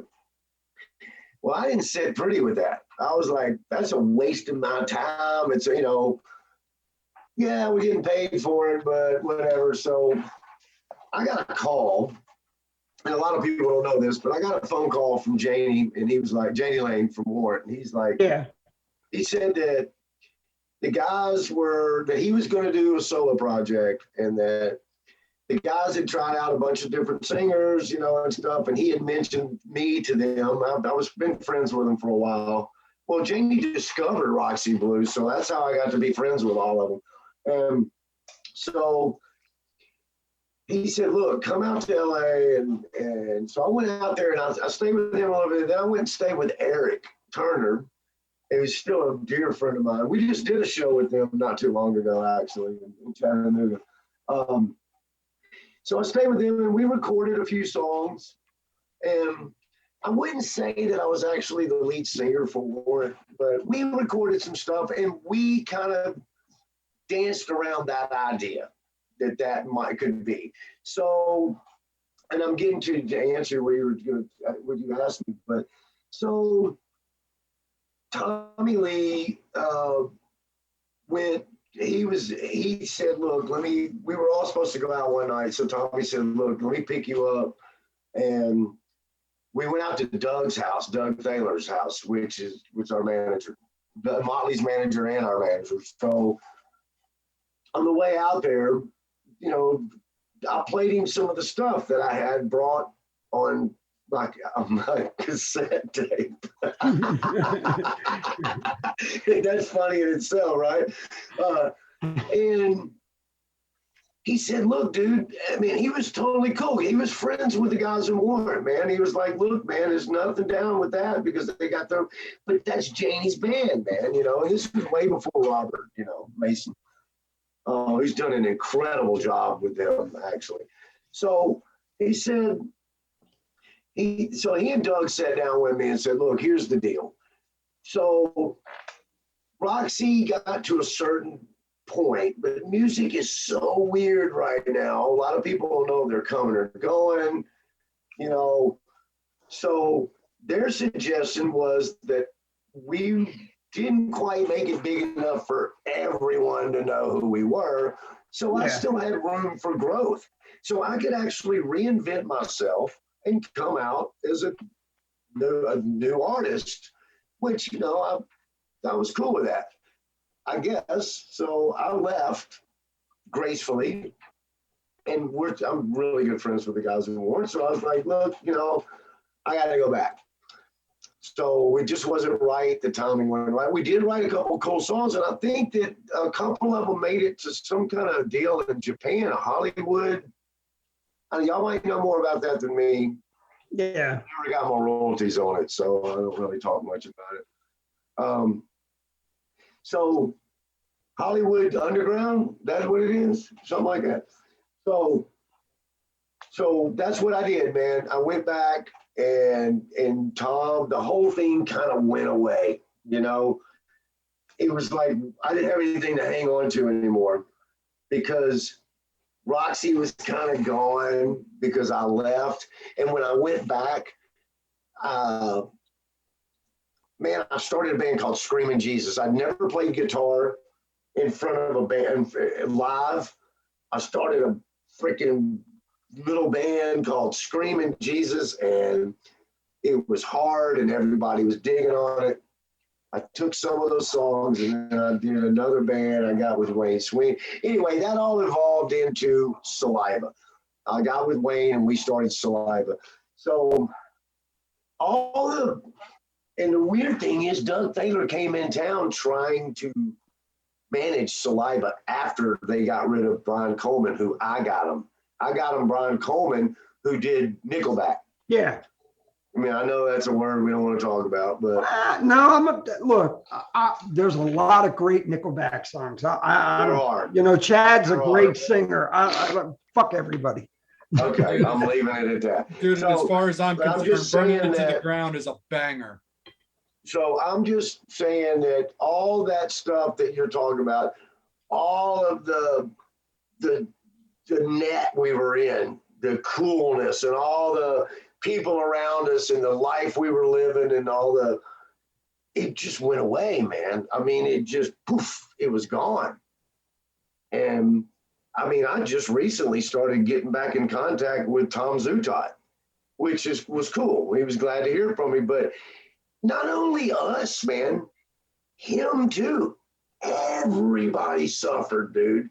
Record companies said, we're closing the doors, you know. It started out where the big companies were buying up. They were making it all one company. And then the internet basically just freaking killed it. I mean, why does somebody want to buy a song when they can get it for free? So, yeah, man. So as a writer and an artist, you're going, golly, man, that's like, I mean, you're taking away a part of my life, man. I mean, it's like they ripped out my soul, you know? So anyway, and I'm sure there's a lot of guys out there that are guys and girls that are great writers and have major hits out there. And I'm sure they felt like they got the life sucked out of them too. So for a guy like me, I had not quite got to where I wanted to get. I never had we were right there, man. We were trying to give us one more chance, man. Give us that.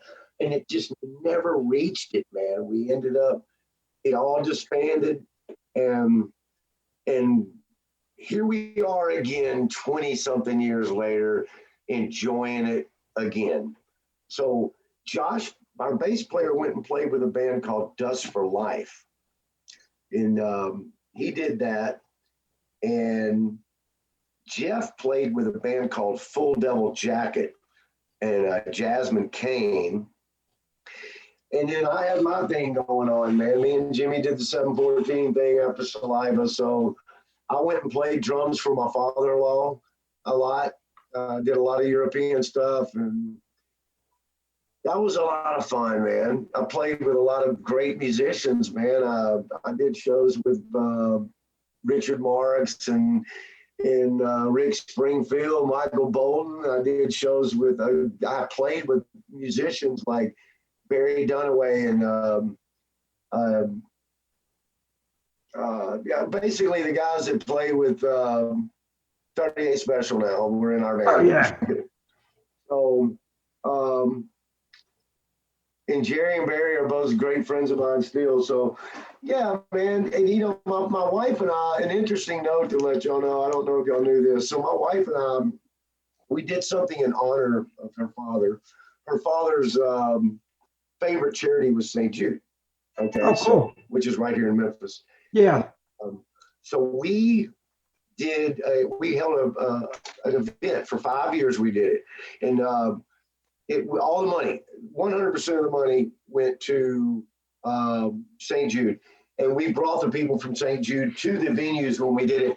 And we had guys like, Mike Reno, I've become great friends with him, a Loverboy. He would come. Kelly Keegan from Night Ranger. John Cafferty, great friend of it. Just all these. We had Chubby Checker one year. And we brought all these artists in, man. And and they devoted their time, you know, and it was a one night only. Every show we did was sold out. We raised like 10 grand for St. Jude. And because, you know, there were smaller places, but they were packed out. And we did that for 5 years. And then my wife kind of had enough. She needed a break because it was very emotional for her. But they all did it for Jimmy and for St. Jude. And it was a wonderful thing. And I met a lot of great artists through that. And found out that those icons that I really love, they're just human beings that shit just like the rest of us. But they're just really cool guys and they're very talented. And I was honored to be on stage. Jim Pedrick from Survivor, great songwriter. He was involved every year. And I was allowed to sing. He wanted me to sing the Survivor stuff. So I was able to do that. And that was fun. So anyway, I probably went on a little bit of a tangent there. Oh, man. You know, It, to the next. it's always good to hear those stories, and you know, and that's where but you're doing what you love, which is really cool. And that's kind of, you know, it's not always about the money.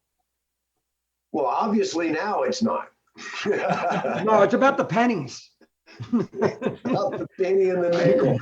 And I saved one of those nickels, and my buddy made me an Indian head out of it, man. I mean, it's really cool. He made that out of a nickel.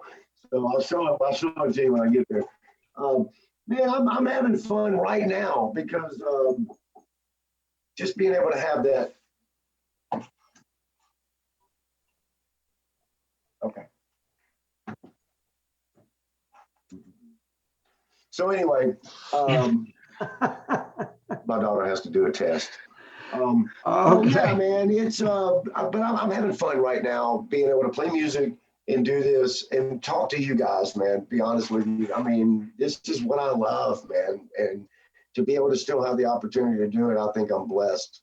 So I'm not going to waste the moment. I'm not going to take anything for granted, and you only live once, so I'm getting this like Roxy.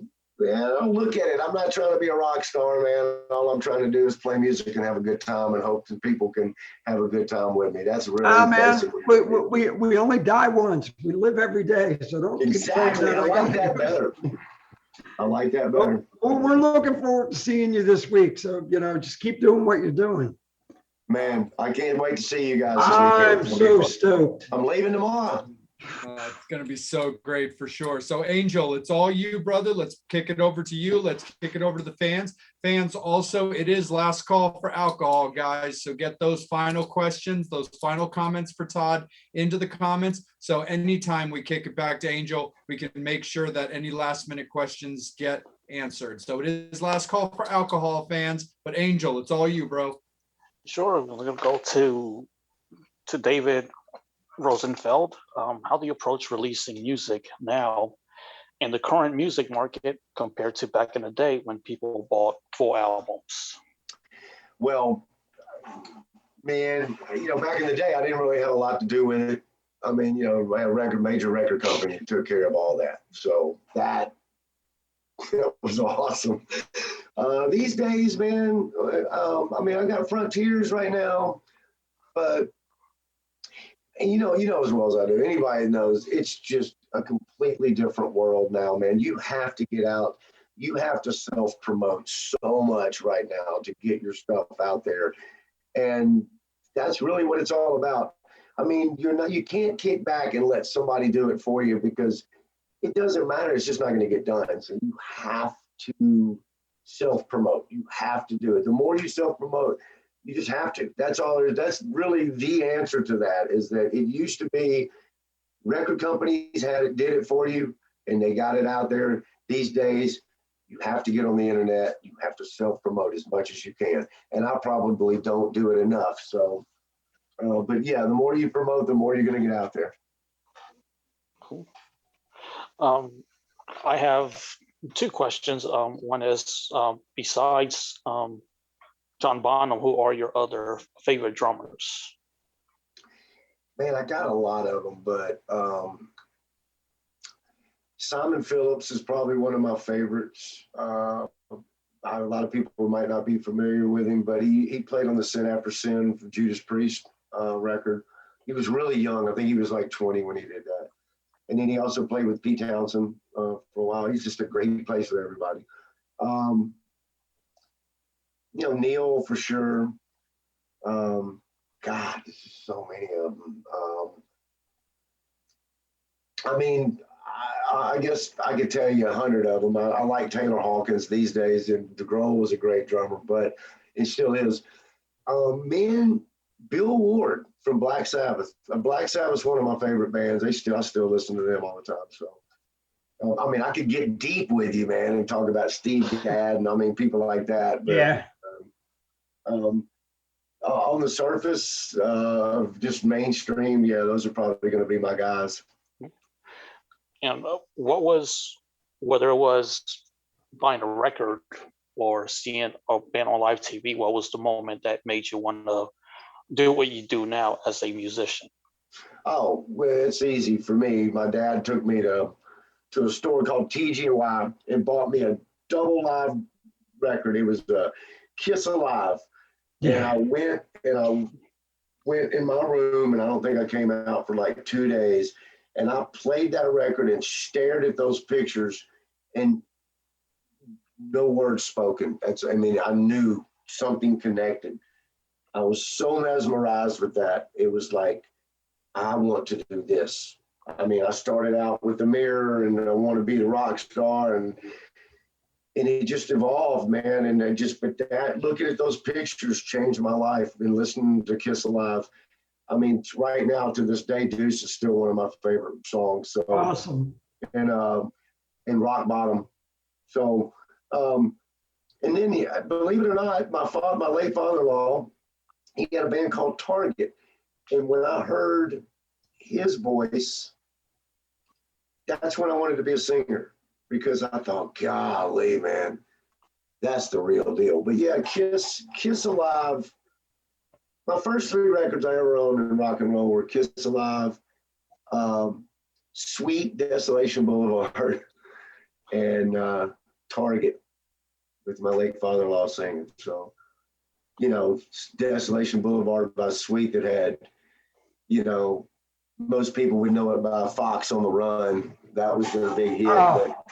But the whole record to me was a lot better than that song. So, but I was a big Kiss fan. And then I discovered Led Zeppelin, and then it was in Black Sabbath, and then I got dark. So that's it. Awesome. On. Cool. Absolutely. Fans, we're going to kick it back in a little bit, see if there's anything final from you. So, Todd, one thing that I wanted to ask you right quick, brother, you've touched on him a few times during the interview. So you've made it pretty clear that you and Janie Lane had a pretty strong relationship throughout his life, from the early days of Roxy and stuff like that. What are just some of your fondest memories of Janie? Any fun, kooky stories, or just anything you'd like to talk about when it comes to his life? Man, I think he was very underrated as an artist. That guy was a great songwriter. He really was. He was a great lyric writer. He could come up with stuff like very witty, and come up with great lyrics, great song, great. He could play acoustic. We'd go out, drink. Maybe I'm not proud of this now, but I don't care. I had fun. We'd go out and drink a whole liter of freaking 1800 and go back to his place. And it's always got to be cold, though. We went back to his place, and man, so this is a good memory. Well, he found Roxy Blue in a bar, but this is a great memory right here. So the guys in the band and him, they all at 2 different times told me about Uncle Tom's Cabin being their first single. They were very proud of that song. And it was a badass song. It was great. It's actually my favorite Warren song. It always has been. Oh, yeah. And that and Rainmaker. Yeah, Mr. Rainmaker. So he takes me, we're back at his place, we're hanging out. And like I said, we drank all that. And I'm singing double, man. I'm sauced. He's telling me about the record company wanted him to write a lead-off single, that they didn't want Uncle Tom's Cabin to be the lead-off single. I know a lot of people have read what's in the tabloids or whatever, but so he sits down and starts playing me. And this is what I came up with. And he plays me Cherry Pie. And I'm sauced, but I remember it. And just even think he could even play a guitar or even sing or anything at that point. But yeah, man. And I'll never forget him going, this will probably be the only song I'll be remembered by. And I've heard that. I've seen that written down and stuff, but he actually said that to me. One other thing I'll say, and this is not really a fond memory, but this is something that people don't see all the time. So, you know, the Cherry Pie video, he's got the big teeth. Yeah. Well, that was playing on that. Because so what happened one night, and maybe the guys don't even want me talking about this, but it's long gone now also. I was re-recording the vocals of Times Are Changing at the same studio where they did Patience, the video. And so a couple of guys more, I think Eric and Jerry came by the studio and they were like, we're going to this club. If it was a Red Zone, I don't know. It was something, I forgot what it was, but they were going to say, they wanted me to meet them at this club when I got done.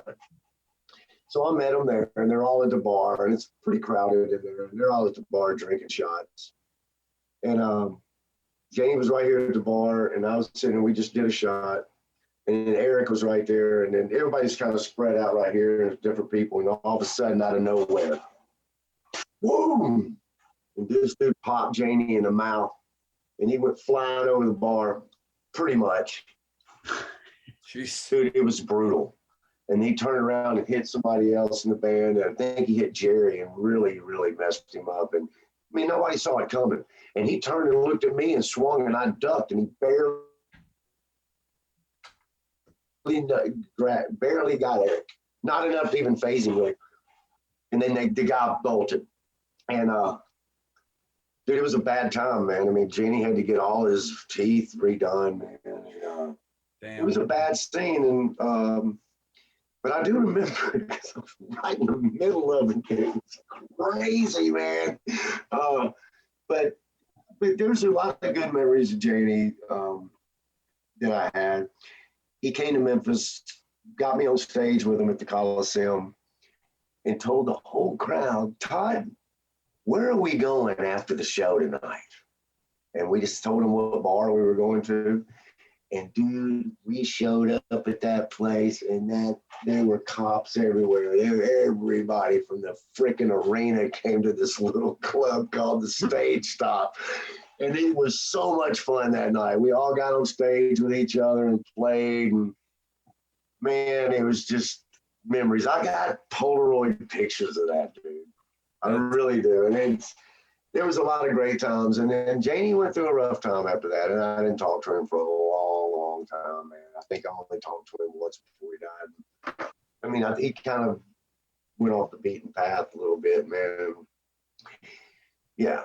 I mean, he's always a good drinker, and then I think the drinking got a hold of him and everything. So, I got you, brother. Man, talent-wise, he was, man, that all the stuff we've been talking about when the music died, so to speak, man, he died with it, man. No, he really did. I get you, brother. Do you remember where you were when you heard about his passing?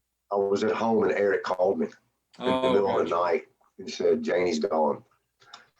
Gotcha. I felt great that Eric called me, man, because he knew we were close. You know, like I said, Warren found Roxy, so we always had that connection. And yeah. When I went out to LA, I always stayed with one of them. So it was a bad deal. And, you know, my father-in-law knew him too, because they did I forgot what they called it, man.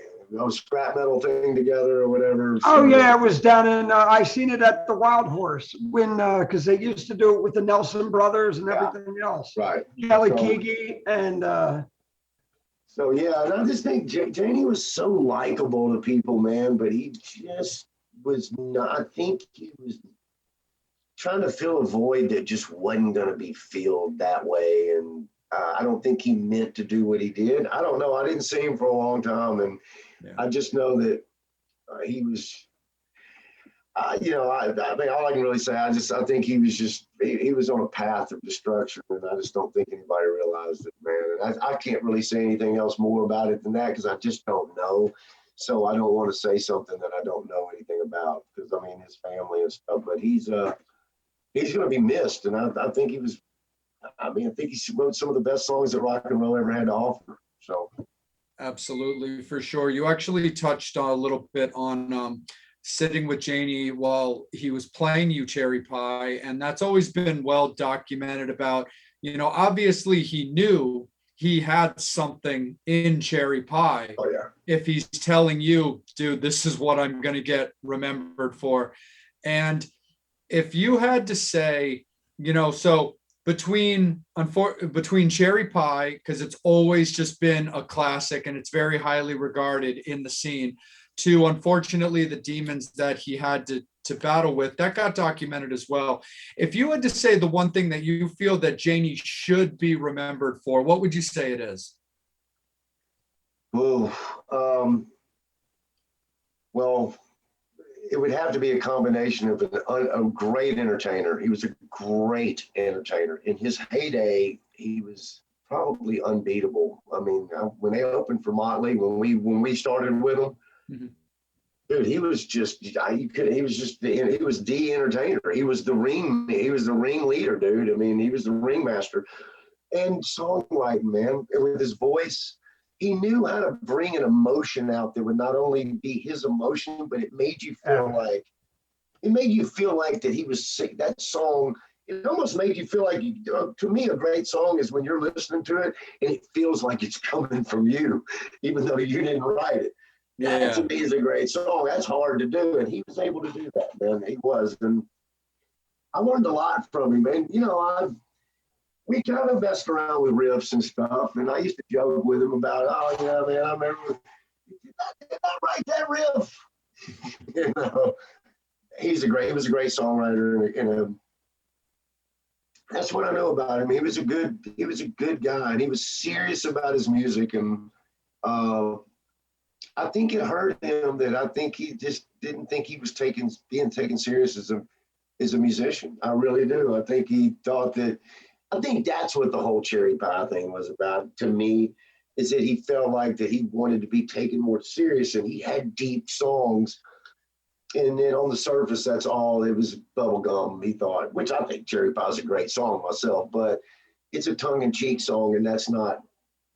He felt like he was doing it for the wrong reasons when his real passion was writing about a story, Uncle Tom's Cabin or something like that, or.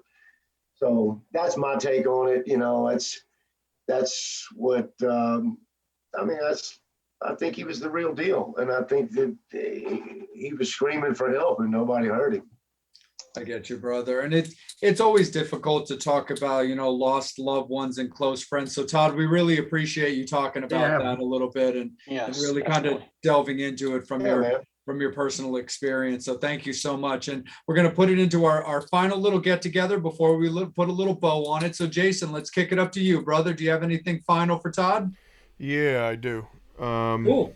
So Todd, when you met your wife, did you know at the time who her father was, or is that something that maybe she felt reserved, being who it was? How did that whole thing come to be, if you don't mind my asking? Yes, I did. I worked at a music store, and my manager guy walked over and said, "Hey, have you ever met? I know you're friends with Jimmy. His daughter's over there buying a Taylor acoustic. You should go over and say." He and his wife worked there, and they wanted to set us up, I guess. You should go over and say hi to her. I'm like, man, I'm gonna let her. And he goes, no, go say hi to her. So I went over and said hi to her, and she was really sweet, man. And I told her I knew her dad, and and I'm surprised I'd never met her before. And she turned around, and when she looked at me, I mean, she was beautiful, but I felt the connection, but I was like, I walked away, and this is really the truth. And I've told this story before. This is very true. About 2 days later, it might have been the next day, I got a phone call saying, Todd, you got a call on line 3. So I said, this is Todd. How can I help you? And she said, hey, this is Amy Jameson. I was in there yesterday. I said, yeah, how's it going? She goes, oh, good. I just want to know, are you with anybody? And I said, no, I'm single. And she says, no, I mean, are you with a customer or anything? Because I need to ask about buying a microphone. And that's a true story. And, I felt bad, and I invited her. I had a show at the Hard Rock Cafe, and I invited her to come see the show. And she came with some friends, and I dedicated a song to her, and I think I kissed her that night, and we've been together ever since. We've been married, getting ready to have our 17th anniversary. So Awesome. Awesome.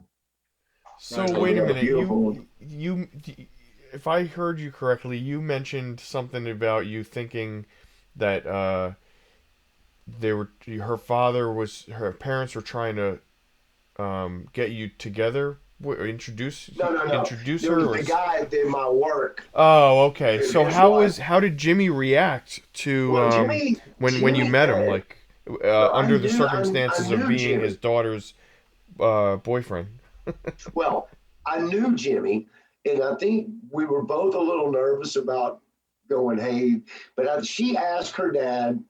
She said, Dad, I need to ask you something. I'm going out. I want to know if I can go out with this guy, and I want to talk to you about it before.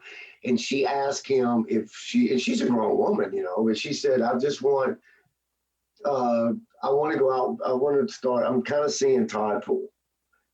And he was cool, man. He said, I love Todd to death. And so maybe it kept her from going out with some guys that she didn't like. I don't know. But me and Jimmy always got along really, really good. And, I've always been very respectful towards him. And we traveled together some. So, he knows I'm a good person, and he knows I'm very loyal to his daughter. And as wild as that might have sounded in the day, I love my wife, and that's the way it is. That rocks. That's today's rock and roll. Yeah. 100%, man, for sure. Bobby, let me kick it down to you, brother. So we're gonna, I know the whole thing that is all about you, but your father-in-law played with some great people who I used to roadie for, and Mylon Lefevre, DeGarmo and Key, I did back, but he, this is before his whole Survivor thing. So I want to ask you, with Jimmy's influence on that, and he being in Mylon and you being from Memphis area, which a lot of people came out of that. White Hart came out of the whole area, those guys, Rick. Prior to Roxy Blue, what's your influence on that end of the early 80s Christian music scene? Was kind of the backbone of what the hair metal started out. Did you get involved in that like Jimmy did? No, I think Jimmy, I didn't really know them back then. I kind of knew, I knew of Jimmy, obviously. I've always followed him, but he had a band called Cobra. Do you remember them? Yeah. Okay, so I love them. And then, wasn't the guitar player, Mandy. player? Yeah. Yeah, he plays in Crocus. So Jimmy, Jimmy, how I really got to kind of know Jimmy is he got me, and DeGarmo Key, what a great band that was. Yeah. But Jimmy got me involved with doing some jingles, commercials and stuff. Very cool. So I would do those, and for a while I was doing those. But he saw me at a showcase one time, and we just kind of gradually started seeing each other here and there. But no, I didn't really get in. I was still trying to find out what I was doing back then. I was Joe Garage Band guy back then. I was trying to just figure it out. I always wanted to be playing, and how musicians are, man. Here today, gone tomorrow. This guy worked out. Now this guy don't want to play, and I was never really old enough to play bars at the time when I was playing. So when I first started playing bars, I actually would go in and play, and then the club owner would find out I was too young and make me leave after the set. So that's kind of how I got started in music. Until I used to go in places until they finally got tired of throwing me out, and they were like, okay. And then people liked what I was doing, and but Jimmy was involved with a lot, man. I mean, he did the I mean, Todd could tell you a lot more than I could, but you know, he did backgrounds for the ZZ Top stuff. I mean, when you hear "Give Me All Your Lovin'," that's him. I mean, that's Yeah, Jimmy. yeah, you know, He did REM. He did. I mean, he did it for a lot of people, and he was very involved. I'd be over at his house. He was talking to Tommy Shaw. He was talking to. I mean, he's just very respected by a lot of people. But he was so humble. I mean, he would so just love to go outside and just play horseshoes. You know, we were gonna throw horseshoes. That's what he liked to do. He was more, let me go out here and water my garden. I mean, I hear you. Before you leave, you got to be very, very fortunate to have a father-in-law like that you can, and you know, a great wife to, you know, be so supportive. It's very. Thank you for saying that, and it's very weird how that happened. It was obviously it was in the cards because it was definitely not planned, and you know, even if I did go out with Amy, it definitely wasn't planned that we were going to end up spending the rest of our lives together. So, and I hope we do. You know, it depends on if she can really put up with me or not. But my plans are to stay with her forever. Well, that's great, and thank you again for taking the time tonight to spend it with us. And you know, we're going to keep pushing your stuff this weekend. Oh, and man, look, we're gonna see each other this weekend. Right? Oh yeah. Yeah.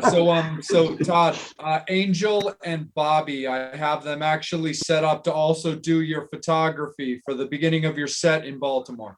Okay, very good. We need that. Yeah. So they'll definitely be doing that. Angel, let's kick it over to you, buddy. Do you have a final question for Todd, or have any final questions popped up from the fans? Last question is coming from David Rosenfeld. David, he wants to know, what are your goals for Roxy Blue now? That's a great question because I kind of just take that in stride. Okay, here it is. I have a few goals for Roxy Blue.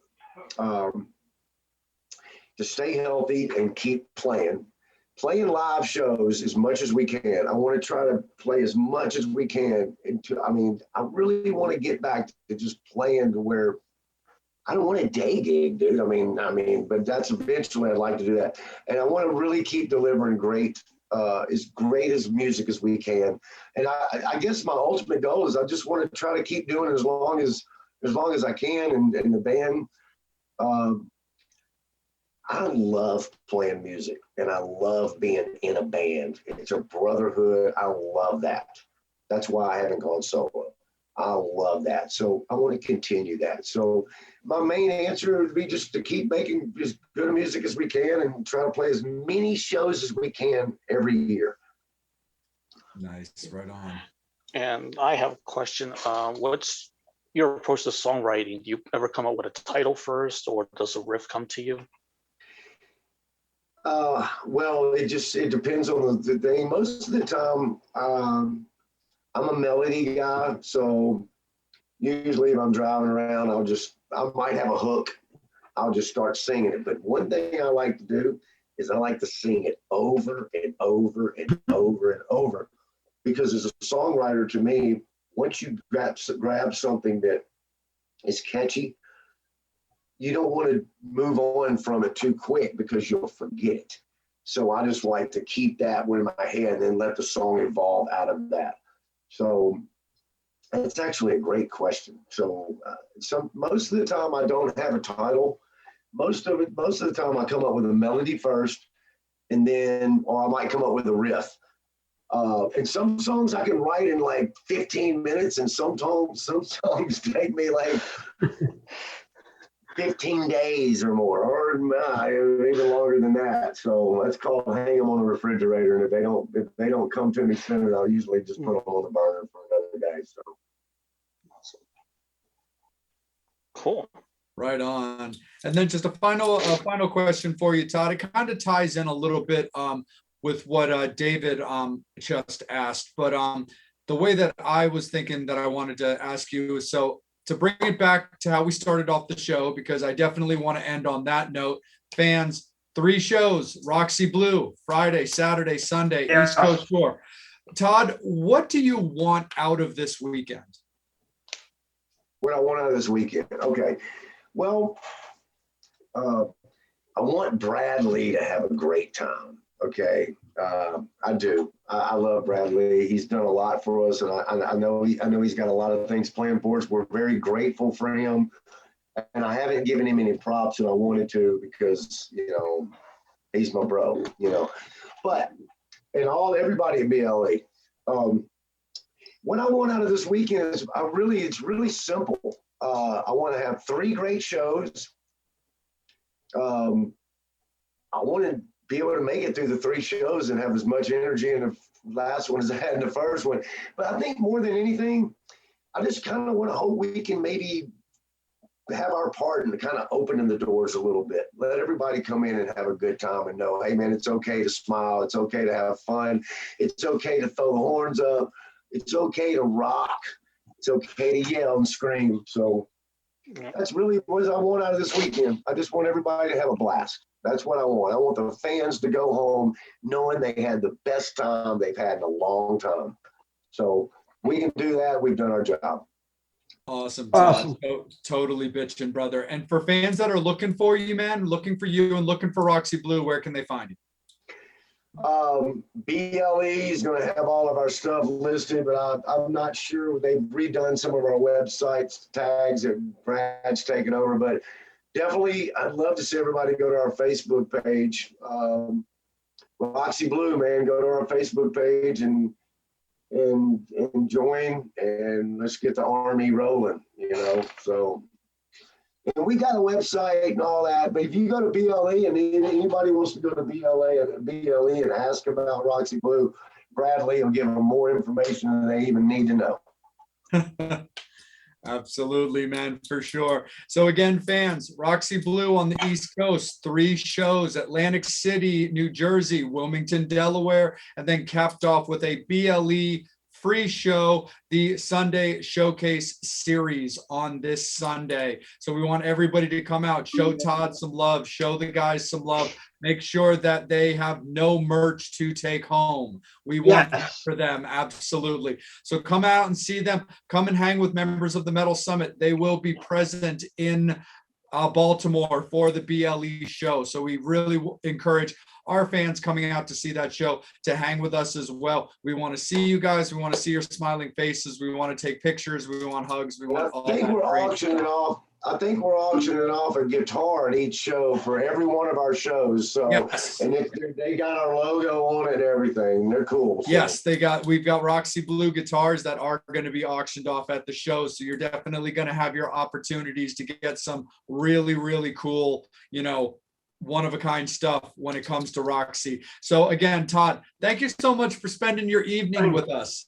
Our big thing is always how you felt. Did you enjoy it? Did you feel that this was worth it? And did you enjoy the questions that were asked to you? Can't wait to do it again. Does that answer your question? 100%, man. Definitely. You are definitely Metal Summit, right? And rocks. Right? Absolutely. Yeah, you are definitely welcome back anytime that you have anything to talk about. You just let us know and we will get you taken care of. And again, man, I can't wait to hug you guys' neck when I get to see y'all this week. Oh, we're gonna blast. Absolutely. It's going to be a great time. Again, Metal Summoners, thank you guys so much. We love you. Thank you for allowing this show to happen every single week. Guest announcement on Friday. So keep your eyes peeled for that. As always, next Wednesday, we will have another show for you guys. So again, thank you so much to Todd Poole. You rock, man. We can't wait to see you. And for all of the members of the Metal Summit, for Jason Perlswag, for Psycho Steve, for Angel Alamo, for Bobby Dreyer, I'm Jay. Again, we thank Todd Poole and Roxy Blue. Come out and check them out. We will see you guys next week. Horns up, guys. As always, you've been watching the Metal Summit.